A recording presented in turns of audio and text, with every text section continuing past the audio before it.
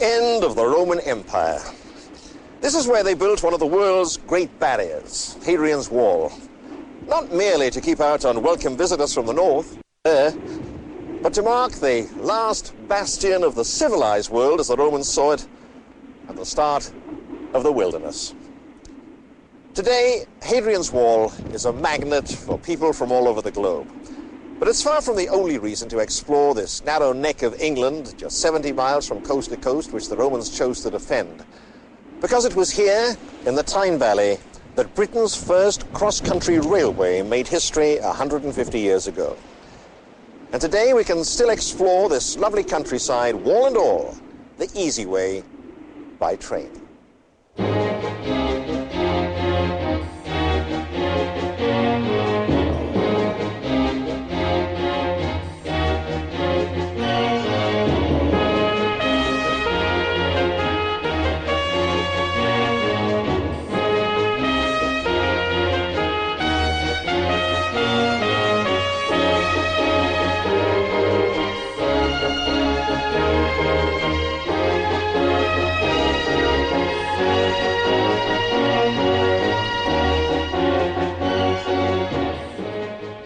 This is the Tyne, which warms the heart of every homecoming Geordie, where the big ships were built. They've gone now, but the bridges are still here, all 6 of them. The first one was built by the Romans to protect a key fort. In fact, we're just about 3 miles from Wall's End at this point. That's as far east as Hadrian's Wall ran. 900 years later, the conquering Normans built a Newcastle, and that's how Newcastle, as the locals call it, was born. Step off the Intercity 125 and you can explore Newcastle by the Geordie equivalent of the London Underground, the Metro.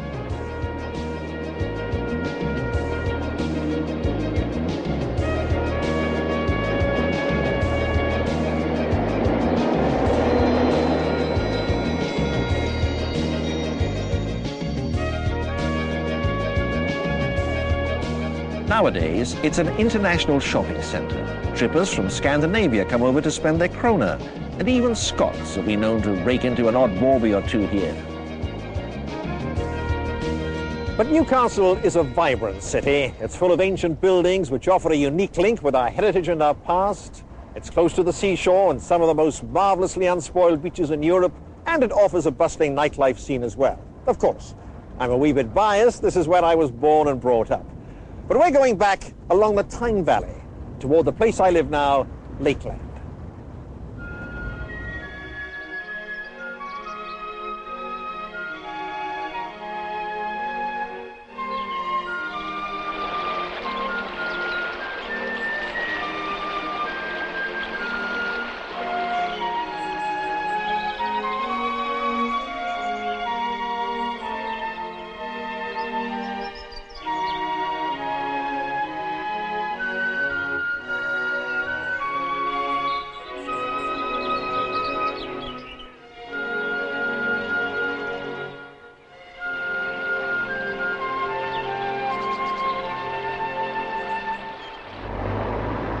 The newest station on the line is only minutes away, across the Tyne at Gateshead.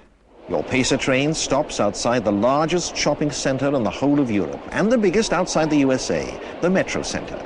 It's a day out in itself.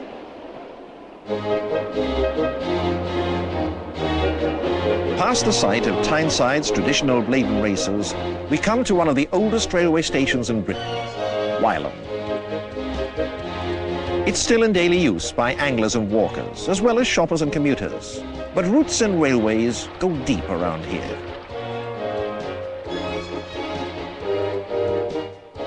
Where the famous old loco Puffing Billy ran through this pit village over 150 years ago, you can now stroll through the Tyne Country Park.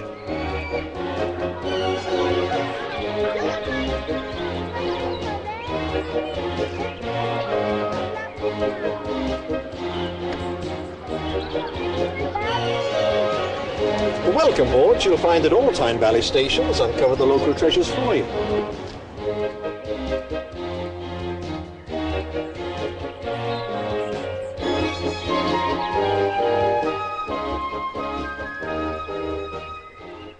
For example, it was here at High Street House that the father of railways, George Stephenson, was born in 1781. There's the famous rocket he designed, a classic steam engine which puffed its way into the hearts of generations of small boys and their dads. 5 young Stephensons and their parents lived together in this one room. George worked on a farm and down a pit before he built his first locomotive. And his son Robert built locos for Britain's longest railway. Well, it was back in 1835 when it was planned. That was the coast-to-coast, Newcastle to Carlisle run, the very one we're still riding today in crisp new pacer trains.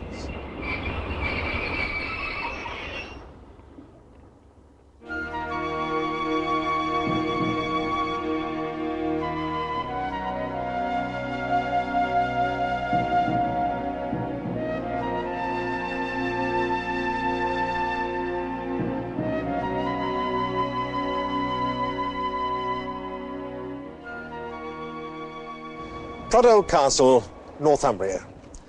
Northumbria was a land of castles, of course. It had to be. Back in the early Middle Ages, England and Scotland were still in the melting pot. The region was tailor-made for brigandry, and the people made full use of it, raiding backwards and forwards over the border. As well as being adept at farming and cattle raising, the old Northumbrian, if he intended to survive, had to be a dab hand at murder, looting, arson, and blackmail as well. And you can find out all about Northumbrian castles at Trotto, where English Heritage is doing a splendid job keeping them open to the public and even staging a medieval combat in the tourist season.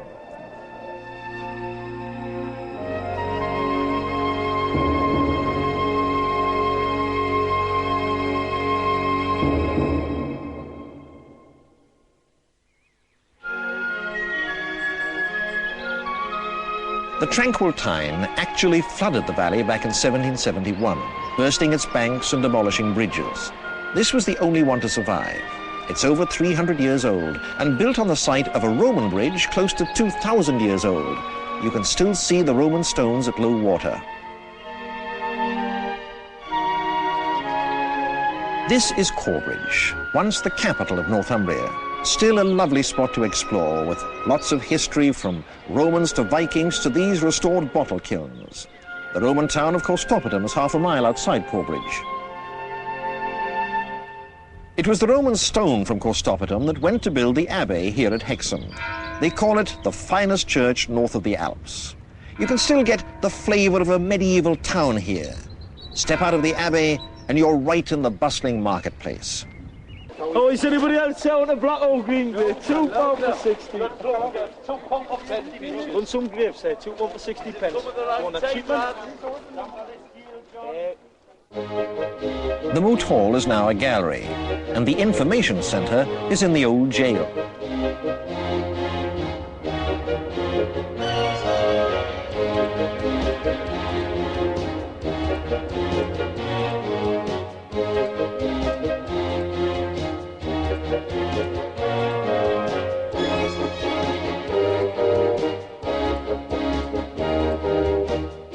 There's a round bus trip from Hexham which takes in some of the best spots on Hadrian's Wall, and that's where we're going.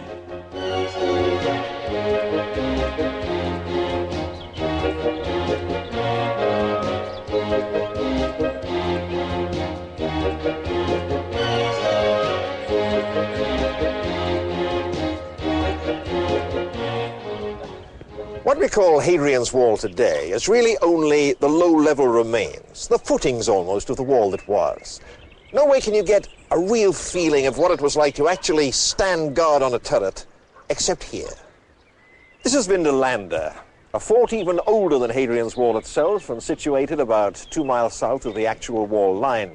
It's been restored by a trust, and with the help of my friends from the Ermine Street Guard, you can get some idea of what life was like here about 1,800 years ago. A bit chilly around the knees, lads. The poet W.H. Auden captured the flavour very well in his Roman Wall blues. Over the heather the wet wind blows, I've lice in me tunic and a cold in me nose, the rain comes pattering out of the sky, I'm a wall soldier, I don't know why. Remember, these lads were far from their homes around the sunny Mediterranean, and they'd had to build all these forts, as well as the 80 Roman miles of the wall itself. They built the lot in just 5 years, without using slaves.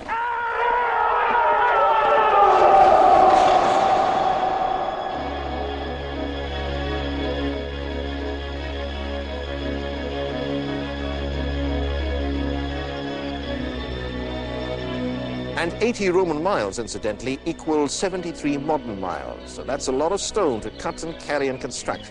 They had a castle to mark each individual mile.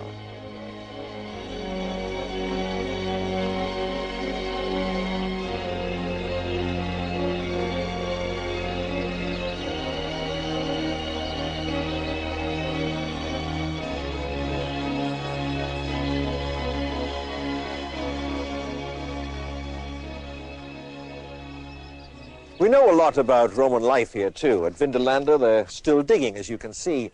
They found letters written with pen and ink. They found other sandals, even fragments of clothing. We tend to imagine that the Romans were fairly primitive by today's standards. In fact, they were amazingly sophisticated. They had their own version of central heating. They had cat's eyes, little luminous rocks sunk into the ground to show them the way home on winter nights. They had self-service restaurants complete with hot plates. They were a remarkable people. And there's so much to see here. And not surprisingly, school parties keep it fairly busy, so if you possibly can, it's wise to plan your visit out of season. But let's get back to Hadrian's Wall itself.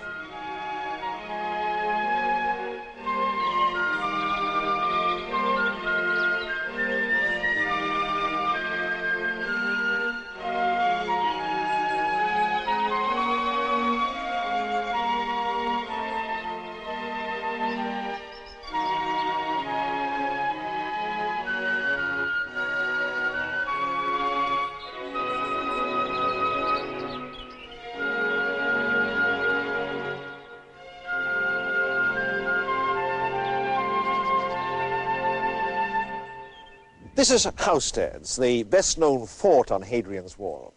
And if you stand in the gateway, you'll notice an intriguing link between the Romans and modern railways. These ancient cart tracks measure exactly 4 feet 8.5 inches, which is precisely the same width as a modern railway track. Now, obviously, the Romans didn't have railways, but their carts must have been the same size as the horse-drawn coal wagons which George Stephenson converted to steam traction. So not only did the Romans give us the straightest roads in Britain, they also gave us the roots of modern railways. Housesteads was really a fortified town, with granaries, a hospital, shops and inns. Looking at it now, we tend to assume everything was grey stone. But there was a lot of colour around. Stone sculpture was often painted in bright, vivid colours. You can get a good idea from the reconstructed temple to Mithras, the Roman god of the sun, in the Newcastle Museum of Antiquities. There's so much to see up here. It's no wonder that young and old from all over the world come to stare and to stride out. Like us, they follow the wall. So let's get back on the train and head westward.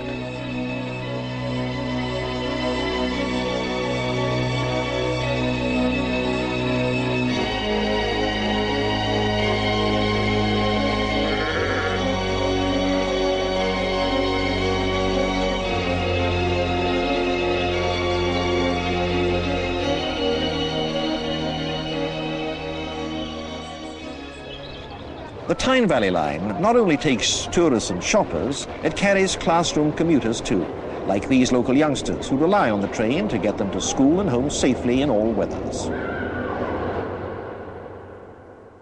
From Haltwhistle, a railway name if ever you heard one, you can take a coach to Alston, which connects with another period of rail history. The South Tynedale Railway is one of Britain's born-again steam lines, which attracts so many supporters.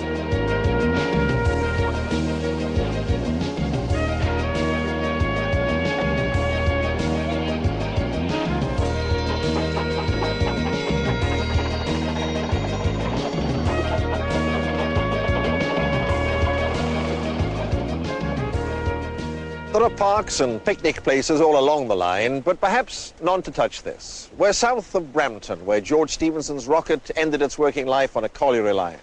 And this is Tolkien Town.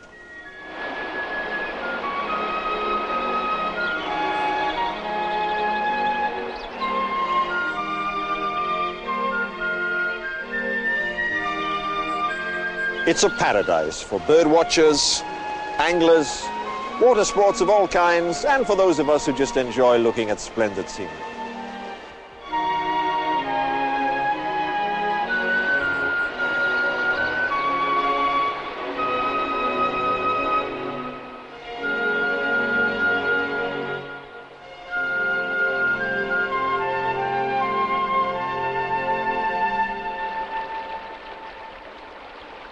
This is not the Tyne, but the River Eden, and the Eden Valley can be as blissful as the first garden. Cross over the 90-foot-high viaduct from Wetherell Station. It's been a local landmark for over 150 years, and it used to cost a halfpenny to cross.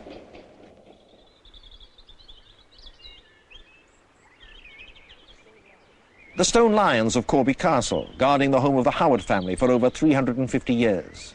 But today, they welcome visitors.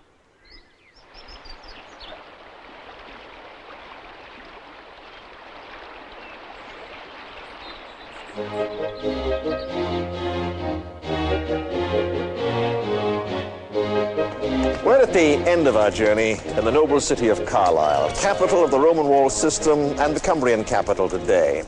These local youngsters are sampling medieval life in the castle, which captures the very essence of this richly historic area. It withstood siege against parliamentary forces for 9 months during the Civil War. It entertained Bonnie Prince Charlie and his 100 pipers during the Jacobite Rebellion. And it was the scene of one of the very first commando raids, when the Bull Buccleuch crossed the Esk with 80 men to rescue that arch-rascal Kinmont Willie. An attack which caused Queen Elizabeth I to exclaim, "With 10,000 such followers, the King of Scotland might shake the firmest throne in Europe." Mary, Queen of Scots, was imprisoned here. Her tower is now the Museum of the Border Regiment. Their regimental march is still "Do You Ken John Peel," another Cumbrian hero.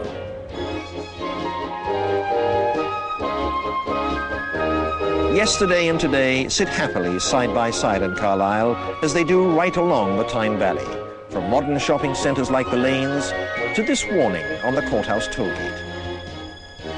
Your cartload of potatoes or grain will still cost you a penny to pass.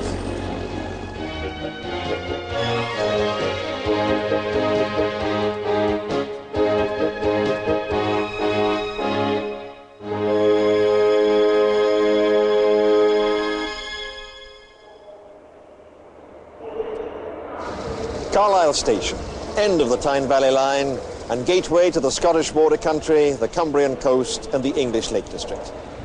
I hope you've enjoyed exploring in the footsteps of the Roman legions, because for me, the Tyne Valley is a remarkable section of countryside.